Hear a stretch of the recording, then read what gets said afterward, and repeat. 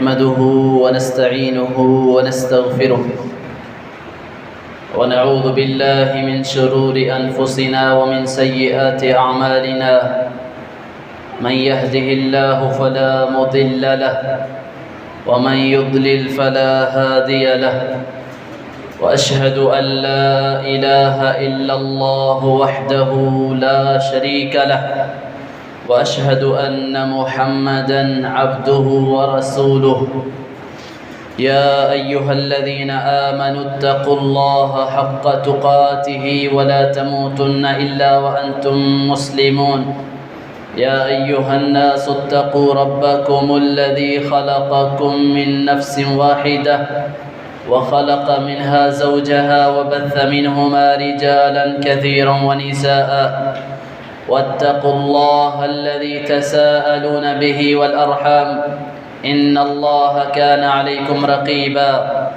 يا أيها الذين آمنوا اتقوا الله وقولوا قولا سديدا يصلح لكم أعمالكم ويغفر لكم ذنوبكم ومن يطع الله ورسوله فقد فاز فوزا عظيما أما بعد فإن خير الحديث كتاب الله وخير الهدي هدي محمد صلى الله عليه وآله وأصحابه وسلم وشر الأمور محدثاتها فإن كل محدثة بدعة وكل بدعة ضلالة وكل ضلالة في النار من يطع الله ورسوله فقد رشد واهتدى ومن يعص الله ورسوله فقد ضل وغوى اللهم صل على محمد وعلى آل محمد كما صليت على إبراهيم وعلى آل إبراهيم إنك حميد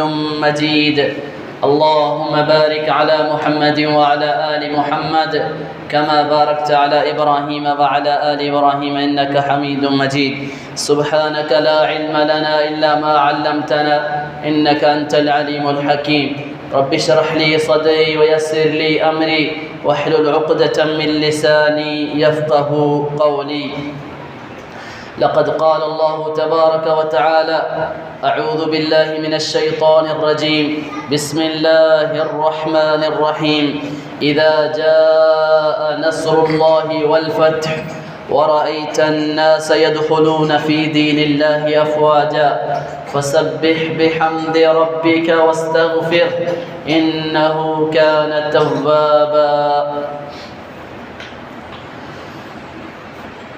فتح مکہ کے دن نبی کریم صلی اللہ علیہ وسلم نے قریش سے خطاب فرمایا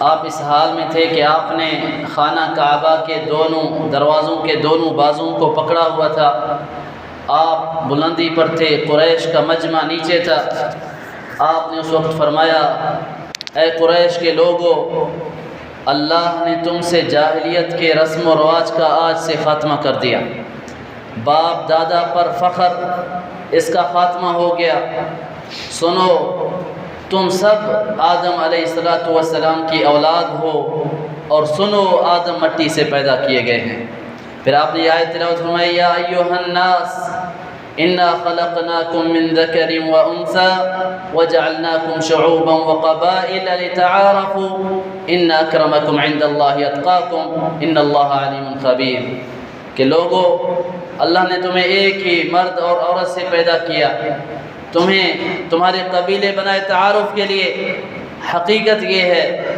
اللہ کے نزدیک اگر کوئی عزت والا ہے تو وہ ہے جو سب سے زیادہ اللہ سے ڈرنے والا ہے پھر آپ نے یہ اعلان فرمایا اے قریش کے لوگوں آج میں تم سے وہی سلوک کر رہا ہوں جو یوسف نے اپنے بھائیوں سے کی لا تثریب علیکم اليوم اذهبوا فانتم الطلقاء بڑے اعلیٰ اخلاق کا آپ نے مظاہرہ فرمایا اتنا عظیم اخلاق والے ہمارے نبی آپ نے سر عام ان کو معافی کا اعلان کر دیا کہ آج تمہارے اوپر کوئی سختی نہیں جاؤ تم سب آزاد ہو وہ لوگ جنہوں نے مکہ سے نکالا تھا جنہوں نے آپ کو آپ کے گھر شہر سے نکالا تھا آپ کو آپ کے اپنے وطن سے نکالا تھا، نہ صرف نکالا بلکہ قتل کی ناپاک سازشیں کی گئی، آپ مدینہ پہنچے، آپ سے لڑائیاں کی گئی، جب اللہ نے آپ کو فتح عطا فرمائی آپ نے سب کو معاف فرما دیا۔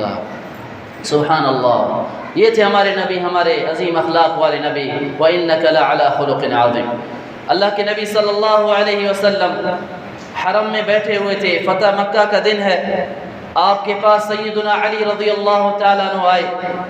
اللہ کے نبی صلی اللہ علیہ وسلم ہمیں یہ اعزاز بخشیں جس طرح ہمارے اعزاز میں یہ چیز ہے کہ حجاج کرام کو ہم پانی پلاتے آ رہے ہیں، اب ایک اور اعزاز ہمیں دیجئے، وہ یہ کہ خانہ کعبہ کی چابی ہمارے حوالے کر دیجئے۔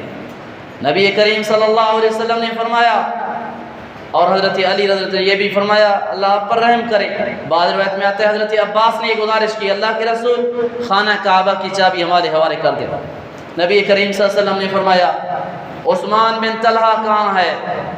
عثمان بن طلحہ جن کے پاس یہ چابی شروع سے ان کے پاس تھی، آپ نے فرمایا عثمان کو بلا لاؤ۔ انہیں بلایا گیا، نبی رحمت صلی اللہ علیہ وسلم نے عثمان کو چابی دیتے ہوئے فرمایا عثمان یہ خانہ کعبہ کی کنجی لے لو، آج نیکی اور وفاداری کا دن ہے۔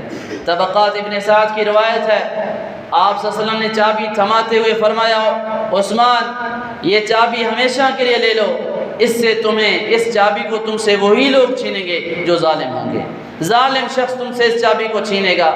اور عثمان یاد رکھو اللہ نے تمہیں اپنے گھر کعبۃ اللہ کا امین بنایا ہے، اس سے تمہیں ملے گا، اللہ تمہیں دنیا عطا کرے گا، اس سے معروف طریقے سے کھانا، اچھے طریقے سے کھانا، ناجائز طریقے سے نہیں کھانا۔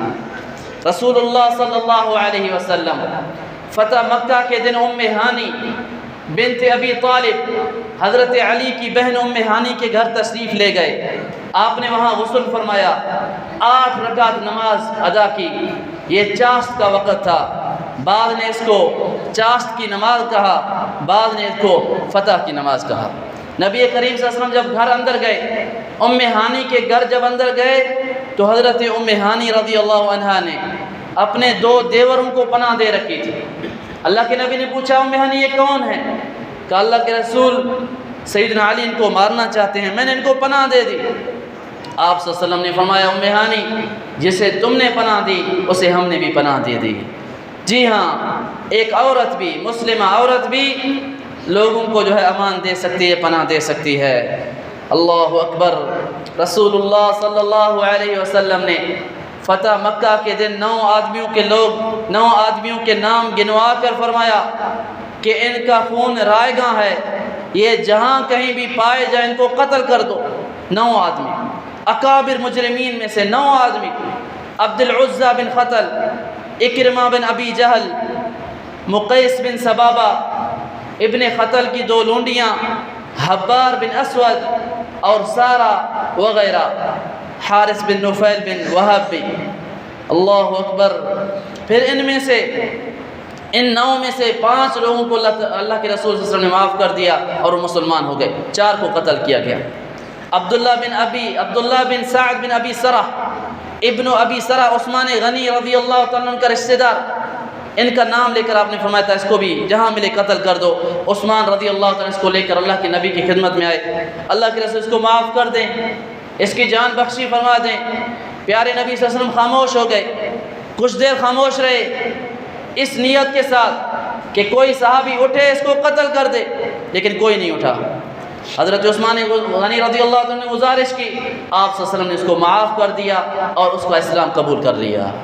یہ وہ شخص ہے ابن ابی سرح جو پہلے بھی مسلمان ہوا تھا لیکن پھر مرتد ہو گیا تھا، لیکن بعد میں اس کے اسلام کی کیفیت بہت اچھی رہی، بہت اچھے مسلمان ہوئے رضی اللہ تعالی۔ ابن ابی سرح عبداللہ بن سعد بن ابی سرح عثمان رضی اللہ تعالی کے رشتہ دار۔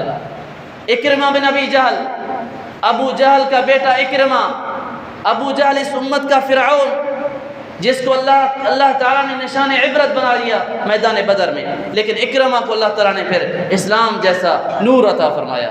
جی ہاں، اکرمہ بھاگا فتح مکہ کے دن، اس کی بیوی اللہ کے نبی کے پاس آئی، آپ نے اس کے بارے میں فرمایا تھا نام لے کر اس کو قتل کر دو۔ اس کی بیوی اللہ کے نبی کے پاس آئی، اللہ کے رسول اکرمہ کو بخش دیں، اکرمہ کو معاف کر دیں۔ اللہ کے نبی رحمت للعالمین نبی، دلوں میں رحمت لیے، اللہ کے نبی نے فرمایا اس کو معاف ہے، اس کو پناہ ہے، امان ہے، اس کو لے آؤ۔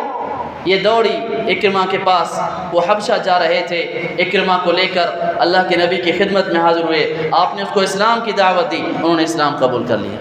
اکرمہ بن ابی جہل رضی اللہ تعالیٰ عنہ بہت اچھے مسلمان ہوئے، ایسے مسلمان ہوئے، بعد میں جب قرآن مجید کی تلاوت کرتے، قرآن کو اپنے سینے سے لگاتے اور کہتے ھذا کلام ربی، ھذا کلام ربی، ھذا کلام ربی، یہ میرے رب کا کلام ہے۔ بہت اچھے مسلمان رہے حضرت اکرمہ بن ابی جہل رضی اللہ تعالیٰ عنہ۔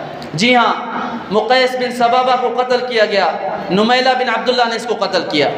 عبد العزہ بن قتل خانہ کعبہ کے غلاف کو پکڑا ہوا لٹکا ہوا تھا، ایک شخص نے اللہ کے نبی کو بتایا، ایک صحابی نے، آپ نے فرمایا اس کو قتل کر دو، قتل کر دیا گیا۔ جی ہاں، حارث اللہ کے نبی صلی اللہ علیہ وسلم کو سخت تکلیف پہنچانے والا، مکہ میں آپ کو اذیتیں دینے والا، سیدنا علی نے اس کو قتل کر دیا۔ ابن قتل کی 2 لونڈیاں، ایک اس کو معاف کر دیا گیا، مسلمان ہوئی، ایک کو قتل کیا گیا۔ اور سارا جس کا نام لے کر اللہ کے نبی نے فرمایا تھا اس کو قتل کر دو، یہ وہی عورت ہے جو حاطب بن ابی بلتع کا خط لے کر مکہ جا رہے تھے مدینہ سے، یہ بھی، اس کو بھی اللہ کے نبی نے معاف کر دیا اور اس نے بھی اسلام قبول کر لیا۔ مختصر یہ جن 9 لوگوں کے نام اللہ کے نبی نے لے کر فرمائے کہ ان کو قتل کر دو، 4 قتل ہوئے، 5 ان کی جان بخشی ہوئی، وہ مسلمان ہو گئے رضی اللہ عنہم اجمعین۔ رسول اللہ صلی اللہ علیہ وسلم، فتح مکہ کا دن ہے، آپ کے پاس حضرت عمیر بن وہب آئے، اللہ کے رسول صفوان بن امیہ کو بخش دے۔ صفوان قریش کے اکابر بڑے مجرمین میں سے، اللہ کے نبی نے یہ نہیں فرمایا تھا صفوان کو بھی قتل کر دو، نہیں، ان کو خدشہ تھا، فتح مکہ کے دن بھاگ گئے تھے، جدہ پہنچے، کشتی پر سوار ہو کر جا رہے تھے، لیکن عمیر بن وہب آئے، اللہ کے نبی اس صفوان کو معاف کر دیں، پیارے نبی صلی اللہ علیہ وسلم نے فرمایا صفوان کو لے آؤ، اس کو معاف ہے، اس کو کچھ نہیں کہیں گے۔ اور اللہ کے نبی نے وہ پگڑی بھی اپنی دے دی، جس پگڑی کو پہن کر آپ مکہ میں داخل ہوئے تھے علامت کے طور پر، تاکہ صفوان کو یقین آئے اللہ کے نبی نے بلاوا بھیجا ہے۔ حضرت عمر دوڑے، جدہ میں وہ کشتی پر سوار ہو رہے تھے، حبشہ یا یمن جا رہے تھے کہ حضرت عمر اس کو لے کر اللہ کے نبی کی خدمت میں آئے۔ صفوان، اللہ کے نبی نے اسلام پیش کیا، صفوان نے کہا اللہ کے رسول 2 مہینے کی مہلت چاہتا ہوں، آپ نے فرمایا 4 مہینے کی مہلت ہے، اس کے بعد مسلمان ہو گئے۔ فضالہ ایک جری آدمی، بہادر آدمی، اللہ کے نبی طواف کر رہے تھے، قتل کے ارادے سے آپ کے پاس آیا، آپ صلی اللہ علیہ وسلم نے پہلے بتا دیا فضالہ تم میرے قتل کا ارادہ رکھتے ہیں، آپ نے اس کے دل کی بات کہی، وہ حیران ہوا، فوراً مسلمان ہو گیا رضی اللہ تعالیٰ عنہ۔ فتح مکہ کے دن، فتح مکہ کے دوسرے دن رسول اکرم صلی اللہ علیہ وسلم نے پھر ایک خطاب فرمایا، آپ نے اللہ کی تعریف کی، فرمایا لوگوں جس دن سے اللہ تعالیٰ نے زمین و آسمان کو بنایا، اس دن سے اللہ تعالیٰ نے اس مکہ شہر کو امن والا اور حرمت والا قرار دیا۔ یہ حرمت والا شہر آج سے نہیں، یہ اس دن سے حرمت والا شہر ہے جب سے اللہ نے زمین و آسمان کو بنایا، لیکن افسوس انسان نے اس کو محترم نہیں رکھا، انسان نے شہر کی قدر نہیں کی۔ یہ امن والا شہر، اللہ نے اس کو حرمت والا شہر قرار دیا گیا، اس کو قرار دیا۔ اگر اللہ کے نبی نے فرمایا اگر کوئی یہ کہے کہ یہاں رسول اللہ نے جہاد کیا تو اس کو بتا دو اللہ نے اپنے رسول کو اجازت دی، اللہ نے اجازت دی، تمہیں اجازت نہیں ہے یہاں خون بہانے کی، اور اللہ نے بھی اپنے رسول کو 1 دن کے لیے بلکہ 1 دن کی 1 ساعت کے لیے اللہ نے اجازت دی۔ آج اس شہر کی حرمت پھر اس طرح واپس آ گئی جس طرح کل اس کی شہر کی حرمت تھی۔ یہ حرمت والا شہر ہے، اس میں کسی کو قتل نہ کیا جائے، نہ کسی درخت کو کاٹا جائے، نہ کسی گری پڑی چیز کو اٹھایا جائے، ہاں وہ اٹھائے جو اس کا تعارف کرائے۔ اللہ کے نبی صلی اللہ علیہ وسلم اس شہر کی حرمت کے بارے میں درس دے رہے تھے، آپ نے فرمایا اس کی گھاس بھی نہ کاٹی جائے۔ سیدنا عباس آگے بڑھے، اللہ کے رسول ادخر گھاس یہ گھر میں کام آتا ہے، یہ چائے کے طور پر استعمال ہوتا تھا عرب میں، اللہ کے نبی نے فرمایا مگر ادخر گھاس کی اجازت ہے، ادخر گھاس، اور وہ درخت جو سوکھ جائیں علماء کرام نے ان کو کاٹنے کی اجازت دی ہے۔ اللہ اکبر۔ میرے بھائیوں، اسی دن فتح مکہ کا دوسرا دن تھا کہ اسی دن بنو خزاعہ کے لوگوں نے بنو لیث کے ایک آدمی کو قتل کر دیا، اس کا خون بہا دیا۔ رسول اللہ صلی اللہ علیہ وسلم کو پتہ چلا، اور بنو لیث نے جاہلیت میں ان کے آدمی کو قتل کیا تھا۔